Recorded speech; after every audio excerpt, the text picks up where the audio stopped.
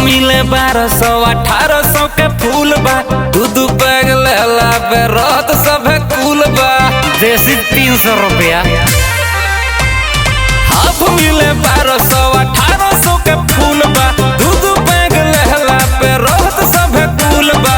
ना जाने लोग के भरम कब टूटी। अरे बलिया तो लिहलस बिहार के लूटी, ब्लैक में बेचाता बक्सर में फ्रूटी। ब्लैक में बेचाता यारा में फ्रूटी। ब्लैक में बेचाता यारा में फ्रूटी। नीतीश बाबू देले प्रशासन के छूटी।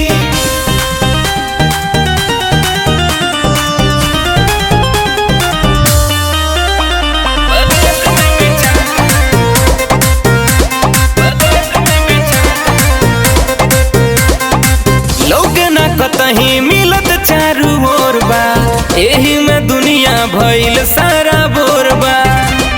जुगाड़ में न मिलता है।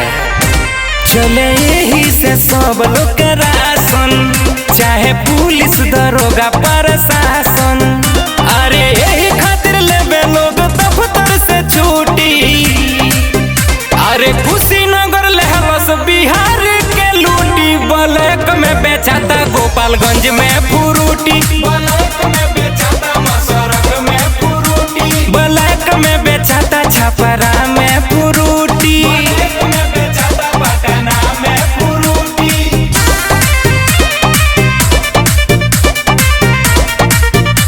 ब्लैक में बेचाता।